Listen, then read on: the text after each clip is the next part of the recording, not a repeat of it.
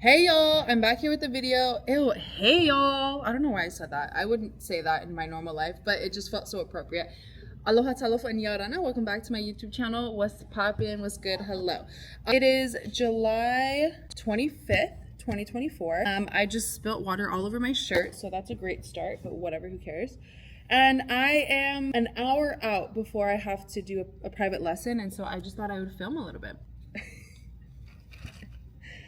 I'm kind of delusional, like 24/7. Like, I'm just so exhausted. I don't even know how to like talk. But anyway, today I wanted to talk about what it's like to be, again, a business owner. I keep sharing a lot of YouTube videos lately about what it's like to be a business owner, and it's because this is where my life is now. And I have so many opportunities to learn how to dance from me that I've been trying to pivot a little bit of my YouTube channel. And my YouTube channel isn't even anything aggressive. Like, I get maybe 2,000 views every video, but the 2,000 of you that watch it, let's keep this going. I really enjoy it, and I just like the idea of having like a whole, what's it called, like album of this time in my life. And I don't have to make it public, but why not? I am a teacher, and I think there's always an opportunity to learn something from somebody else, and this is me just opening that space.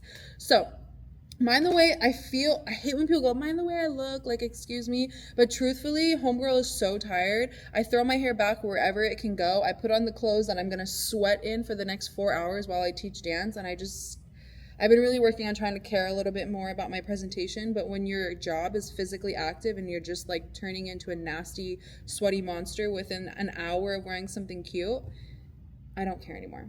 I wanted to talk about the privileges that I have and the challenges that I have as a business owner so far, and the things that I've discovered. One of the things that I definitely have learned is having a business partner. My business partner is my husband, my hubby, my unofficial on paper hubby. We lived together for about 9 years. We've been together for 12 years, and we got together at the age of 14, 15 years old, and we are now 26 years old. So that timeline is crazy, and it really has a lot of growth that comes with it, because we were not only children, but we were also long distance. And those times were so hard and so immature and so annoying. And like, I can't believe we made it as far as we did. I was definitely a crazy person growing up. And if you knew me when I was young, then you know exactly what I mean. But because of all of that chaos that I honestly brought to the relationship, it showed a lot of love between us, because it was like, what are we going to tolerate? What are we going to tolerate between each other, right? And so we were so young and went through those trials. Our 12-year relationship prepared us for this moment where we have a child, where we have a business together, and our waking up day and then going all the way until we go to sleep at night, we have to coexist and plan together. I could not imagine doing this with anybody else that I haven't had that length of experience with. If we didn't have those 12 years of craziness, of really truly understanding who each other were as people, how we felt, how we dealt with things, like all of our triggers, all of our goods and our bad attributes about each other, like if we didn't understand that before we opened this business and had a child, shit show. Like, I couldn't even imagine what it would be like. So that's one thing for sure, is making sure that your business partner is someone that you really know and you really trust. Another thing is time management and learning self-care. I think I've been pretty decent at time management. I also push myself. I've been actually really good at getting 8 hours of sleep a night most of the time, and then I just have to wake up, like literally the second I wake up, I go like do like my little morning brush my teeth, wash my face, go to the bathroom, make my coffee, and I'm at the computer within the first 20 minutes of waking up, because I just like, there's just no time to waste, to be honest. And then I work for at least 3 to 4 hours, and then I finally take like a mommy break, and I'll go hang out with my daughter for like an hour or two. Maybe we'll take a nap together, and then I go to the studio for the next 5 hours, 4 hours, whatever it may be. So, and then I go home and I do a little mommy things. I send 3 or more emails that I could fit into my night, and then I go to sleep. And it's really overwhelming at times, but what's more overwhelming is avoiding it. So I feel like I'm like more emotionally immature through this experience, because like, you just can't like bitch and moan about everything. Like, I complain about things here and there, like venting, but it never truly stops. Like, I'm well aware of the end goal and I get there. And so I definitely approach my time management with like, you know what, this is what we have to do. And I'm happy to have this stress. And I know that I would be unhappy if I was working a different job that didn't feed my soul the way this one does, right? Another challenge that I've been like going through is just like traveling. So we travel between Orange County and Fresno. And then I also travel like around the world for competitions, workshops, shows, whatever it may be. Alpha's been getting a lot of drumming gigs. And so we've been traveling a lot for his drumming stuff. And because we work as a family, like I can't go anywhere without him. And he's a man. He can live his life alone, like if he really had to. He loves when I'm there. I'm like his joyful additive to something. But he's like the type of person like, oh, like, why don't you go spend a week here? Like, I'll call you every day, blah, blah, blah. And I'm like, no, we need to be together. I go everywhere with him. I go to all of his drumming gigs. Like, he has a gig in New York that I have no reason to be there. I have one dancer going for sure. So that's a nice thing to have to get to be a part of. But other than that, like, I technically didn't have to be there. He has another job in Mexico that I have no like relationship to, and I'm just gonna go and hang out with him and watch him drum. So it's fun. I feel like we live a rock star life. Like, he follows me to my workshops, I follow him to his workshops or his gigs and whatever he gets, and it's really fun. But the traveling is really exhausting and it costs a lot of money. And so we've been trying to learn how to manage our money a little bit better, or make sure that we make up for the time that we're gone. And just, you know, we call it our 5 Ps. Your proper planning prevents poor performance. So you have your 5 Ps in place, and then life just feels a little bit less stressful. Yeah, so traveling has been hard, and then we kind of lose sleep, and then I kind of eat really bad, and then when I come back, it's been really hard. I've been really trying to train my body in dancing and not give up on that part of myself. That's another challenge, is like just taking care of myself and igniting my own passion all the time. Part of my job is igniting the passion in somebody else and working through their love of dance. And as much as it made me love dance through a different lens, I really try to remember that I also love to dance myself. I also love to solo or perform, or, you know, all those things that are different than creating choreography, teaching a class, having 1,000 privates a month, you know, like I love that stuff and the other lane of, you know, what we do. So that's been fun. Also, look how cute this is. I've seen these before growing up, but one of our drummers' moms made us a whole thing. Isn't this so cute?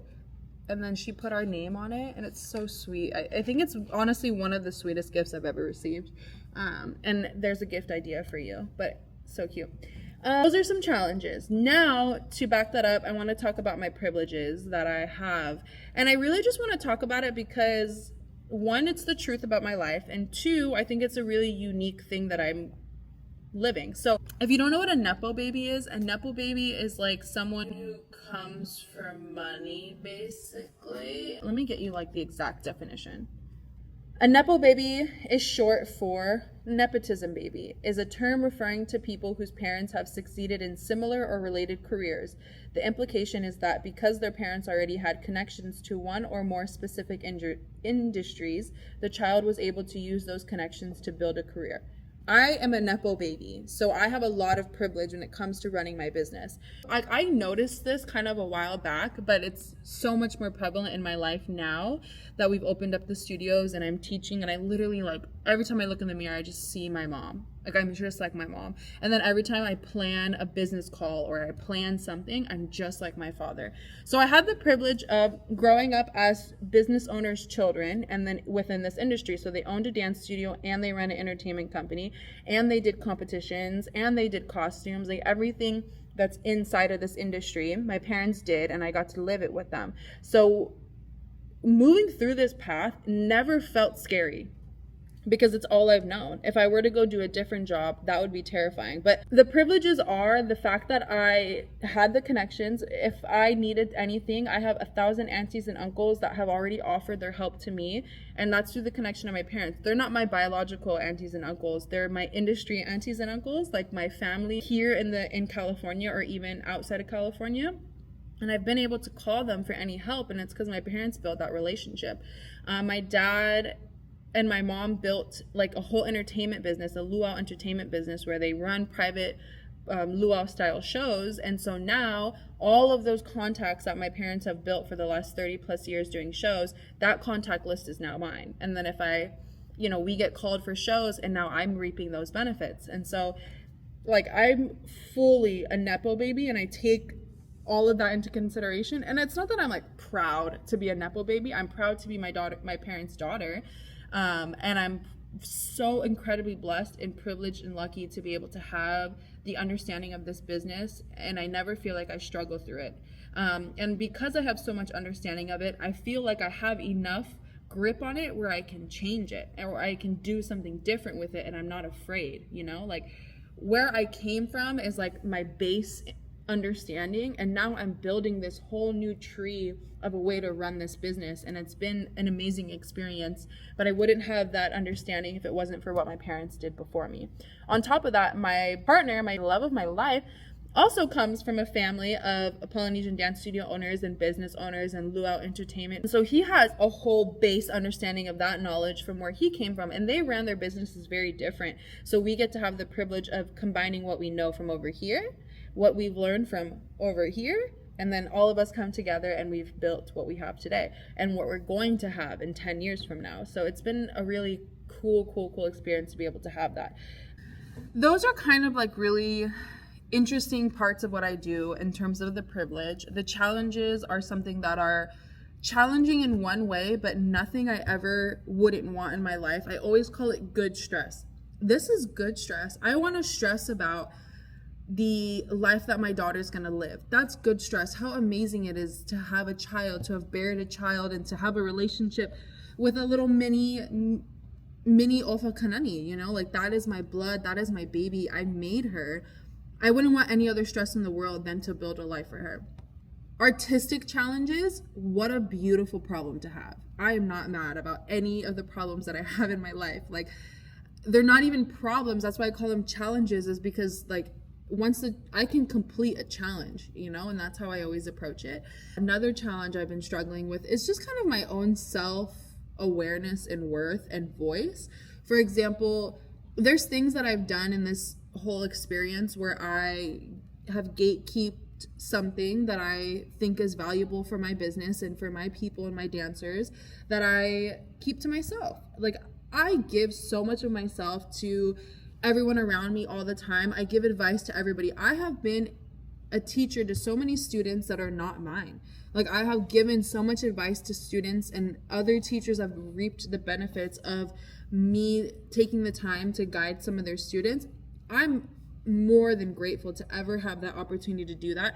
I am so grateful that other teachers trust me with their babies. That's not something I take for granted. But with that said, when I say no to certain things and I'm like, no, I don't do that, and I set like a certain boundary, sometimes it makes me a little nervous, because at the end of the day, everything we do in this industry or community is comes with cultural understanding, comes with an understanding of aloha, comes with an understanding of like working as a family, because that's the core of what we are. And I try not to get my my American understanding of business bleeding into my Polynesian understanding that this is a Polynesian based world and we get to make money in this space. How great is that? What a privilege that is, that I don't take for granted, and so dividing those two understandings of myself hasn't been a challenge, but it's been prevalent and I've been dealing with it. And sometimes not everybody likes that, and other times people understand and don't mind. Other things is like changing an entire system. So like with our students in Orange County, they were working with my parents who ran a different system than me. And then here I come in like a huge wrecking ball. Bah! And I'm like, here, I have like a long list of things that are different now. And like, if you want to follow them and go along the journey with us, please do. But I understand if you don't. And like, that's, again, it hasn't been a challenge. It's the reality of my world and something that I am processing. But I don't like labeling those things as challenges. It's just whatever. I think this video has a lot of talking, and I just wanted to share with you where my brain is at. I get really anxious when I share videos where I'm just literally sharing so much information about what goes on in my head, what goes on in my business, and how I feel. But I really think that it can change the perspective in somebody else, or someone can relate to it and feel less alone. there's so many people out there that I watch their content who are young business owners or young moms, first time business owners. And then when I watch their content and they share so much about it, I like can breathe again. Like I'm like, okay, I'm not crazy, or I feel so much better, you know? And then when it comes to this industry and this world, I don't know anybody that does this. Like, unless I'm living under a rock, but I don't know any Polynesian dance studio owner who sits on camera and shares some of the in and outs of what this business is. No one needs to do this, but because I know that there are other people that might be taking the journey, you know, maybe we can just talk about it, you know, like I talk about it with you guys in person sometimes, like other studio owners or teachers, I talk about it with you in person, but why not have a platform where I can just share a little bit more, and then, you know, the generations below me that take over dance studios from their families, they can have something to watch. I don't know.